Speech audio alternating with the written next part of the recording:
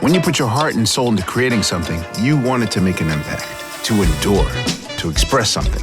What does it take to get there? I'm Questlove, and this is Quest for Craft, my collaboration with the makers of the Balvenie single malt Scotch whiskey. A deep dive into the obsessive, never-ending, whatever-it-takes journey to create something extraordinary.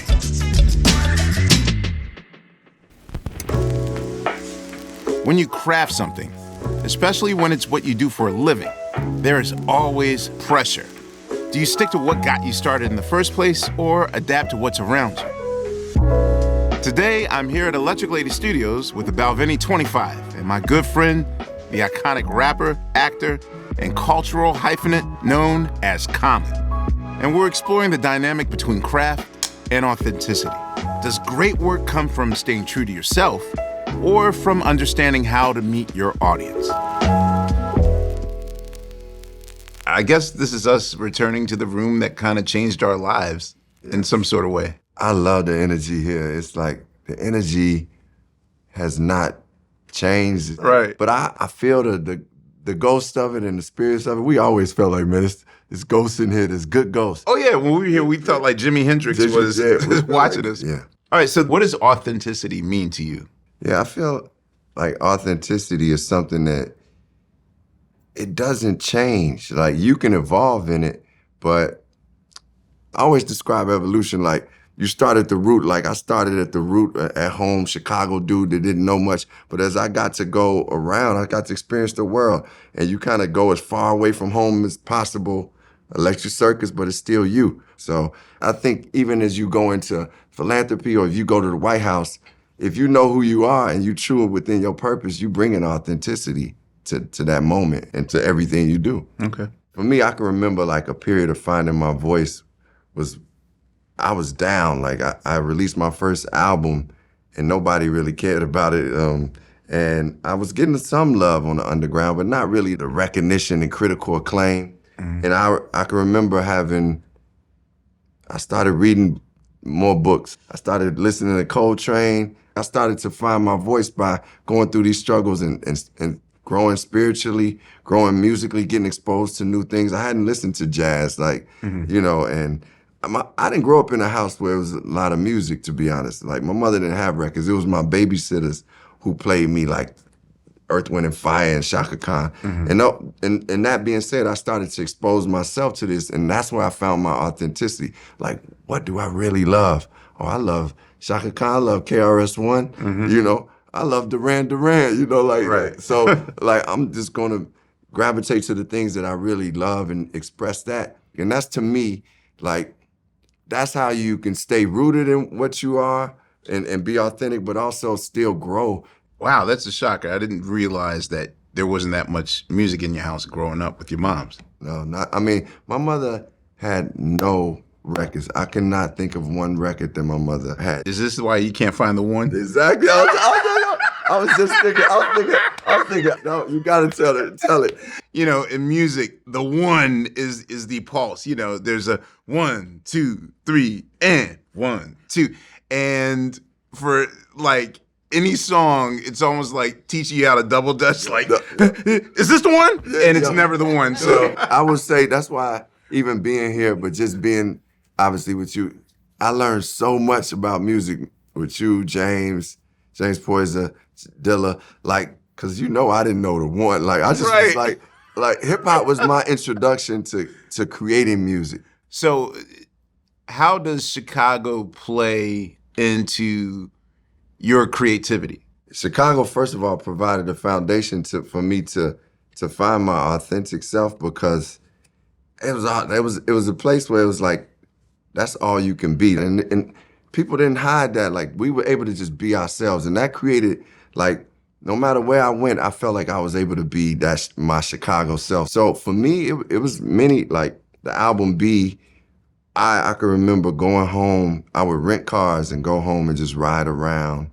and just absorb the city. It was like, I would just absorb it. And now, I feel like I make my best work when I'm in tune with my people at home. Like, just something, like, it could be whatever. I ain't gotta make a conscious effort of like, oh, let me just go sit with but sometimes I do just go sit with my people and just be around them. And that is point blank. Going to them backyard barbecues is where I feel most. And they'll throw me some veggie burgers on the grill, or veggie dogs. How have you changed in the decades? I think some of the ways I've changed, I've become more open-minded because exposure, I'm a curious person, I'm a seeker. And I don't think in the box as much anymore. And it shows up in actually in certain things that I do from acting. Right. I think how I've changed is I believe a lot of things are possible more because like we've been able to touch things. Just think you directing films and won an Oscar as a director. When we were sitting in this room, making Like Water for Chocolate and Things Fall Apart, you probably couldn't have told either one of us. Either one of us where our lives would be. Yeah, right. Exactly. So I think it's the exposure to things that made me be. In fact, I gotta say, like I say this in my speeches, the first time I realized I could win a Grammy is when y'all won, and y'all actually brought me on. I came on stage with y'all at the Grammys. Yeah, to accept the Grammys, right, yeah, right. And it was like, when things seem like within reach, then you start realizing, oh, I can do this. And that's why it was always important for us to see people with images like us and that may speak like us, or just have of the same ilk or the same nationality. Right. It's important for people to see that. Right. So, just in a way like, oh, I can actually achieve that too. I don't know, it's something about that. Like when I saw Muhammad Ali, them were people that made me want to be something like, and it was just the way they carried themselves, and they were black men that would lighten up the world. So how do we hold on to our authenticity and continue to grow? Writer Simon Sinek believes that authenticity is rooted in purpose, that what you do and how you do it comes down to why you do it. We talked to him about purpose, integrity, and growth, and how it's all related. Knowing one's why is core to being authentic. When we say the things we actually believe and we do the things that reflect who we are, in other words, what we do reflects our why, that means we are authentic, because the way we present ourselves is consistent with who we actually are. We often tell creators, and successful creators will say, trust your gut. Be your authentic self. Like, we've all heard it. It's very difficult to action that. Nobody wakes up in the morning and says, how can I be authentic? What I have learned is that the ability to put your why into words, to go backwards in your life and find the patterns when you're at your natural best, that allows you to say, I'm going to take this and look for a way to bring it to life. Authenticity becomes the result rather than the input. If we are not authentic, there is no room for growth, because being inauthentic means I'm trying to say and do the things that will make other people like me. There's literally no space for growth because we're so preoccupied with what other people are thinking. When we're living consistent with our why, when we are in a space of true authenticity, the only thing we have left is to grow. You can only grow with authenticity. The only thing you can do is outdo yourself.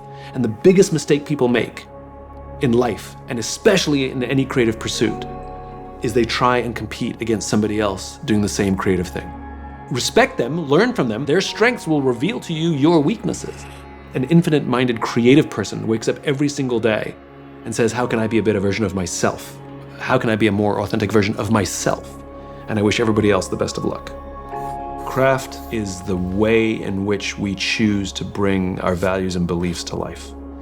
And that your drive is to be better and better and better at that thing that you love. So for you, I never asked you this, like, do you ever have conflicts of being too successful? Because the thing is, like, you're also in multi-cliques of people that have overachieved. Yes, and I'm glad you talked about that, because like you said, I mean, I think as we've grown, when to go back to something you said about change, I feel like because of therapy, because of just communicating and learning, I learned more about myself and learn how to communicate my truest feelings too. And it's times where I definitely was a people pleaser, and it was hard coming from Chicago and being one of the first artists to get some like national recognition. When I moved to New York, they like, oh, you leaving Chicago, you leaving. And I literally got in a fist fight with some of my friends who were like, man, you didn't put me on this record. So it's a lot of responsibility and accountability that they like, that, you know, that your friends and people you grew up with say you owe them. And what I had to break through that like guilt or whatever that I felt at that time, and just realize that, man, you know, man, this food on my plate ain't really cooked. It might look like it. You might see me on TV, but I'm trying to make sure that I can feed my family, my daughter, take care of yourself first. Take care of myself. So has there ever been a time in your evolution in which you struggled to find authenticity? Yes. One time, like, this is after my second album, and got me out there, like, as an artist, and people started giving me some respect. I remember we had a quote from Biggie, like, that said something about, like, I wish he was from Brooklyn. I was like, oh, that's dope, you know, like. So I had gotten somewhere, but the label said, hey, man, you're not really selling no records. Like, you're not selling like that. So I was, you know, in a battle with myself because I didn't know really how to make a record that could reach the masses and do it with, like, where I'm being true to myself. Like, I just didn't know. Some people have that pop sensibility, and it's in them innately, and they just can do it and it still be authentic to them. But I didn't have that. Like, that's not I'm a little jazz. So anyway, you know, them talking to me and asking me to do it, I did the best I could do, like, tried to be as authentic as possible and sampled the Chicago Stepper song. And I was gonna say, reminded me of Seth, is the record that I feel it was authentic in what I was writing about, but the choice and what the direction of the song and just the incubus of it was not coming from an authentic place. And I always, to this day, describe that song as the one that I had to, like, fight with, and it was like coming from a place that wasn't where I normally create from. Exactly. Talk about the transition from music to acting. What is the thought process or even the exercise of finding authenticity in that? Well, first, I want to say that, like, I got into acting because I felt like it was something I really loved and wanted to do. It felt like I had some potential to grow in it and actually become good at it and hopefully great at it. But, and I'm bringing this up because, you know, things to me that you want to do that you could bring your authenticity and bring your truest self, you want to have some love for it, passion for it. Like, it's something that you might wake up thinking about. You thinking about it during the day, you want to do it. Like, I was going to acting classes while we was doing Electric Circus and touring and things. I would be going to acting class, just because I loved being in acting class. It was a way for me to express myself and find out things about myself and grow in a craft and an art that I really loved. I loved it when I was younger, but never felt like I could participate. But I say that to say, I found something that I truly loved and I started working on it. Because I tried other things. I really was trying to piano. Robert Glasper came over trying to teach me piano, and I couldn't get it like it didn't feel as natural. So acting felt natural to me, but I just felt I knew I had to work at it. So I started understanding in choosing roles, it has to be something that I feel like I can do something with as an actor. So how does authenticity translate to whiskey? How does a community that's been around for 130 plus years stay true to its origins? For the Balvenie, the answer is to practice all 5 of the whiskey-making crafts in-house and on site. Barley farming, floor malting, coppersmithing, coopering, and malt mastering. The Balvenie doesn't really need to have their own barrel-making workshop on site. In fact, most distilleries don't. But keeping an in-house cooperage gives the Balvenie more than barrels. It gives them craftspeople who make the barrels. For the Balvenie, creating whiskey is about sustaining a community of masters and apprentices who share a silent, unbreakable understanding of what makes their whiskey what it is, and they trust each other to hold true to it. This frees them to grow without compromising, to be creative without shape-shifting into something they're not. What's the relationship between authenticity and legacy? Especially now that we're in this part of your career. I think authenticity plays one of the biggest parts in any legacy, because the truer you are to what you're doing, the more it can resonate with humanity and people. I remember watching Waiting for Sugar Man, the documentary, and it was a documentary about a guy who made a record, and in Detroit it didn't do well, but it ended up going to South Africa and became this big thing. The biggest song. Right? He would have never known he would be doing concerts, and then a documentary about him would end up being an Oscar-winning documentary.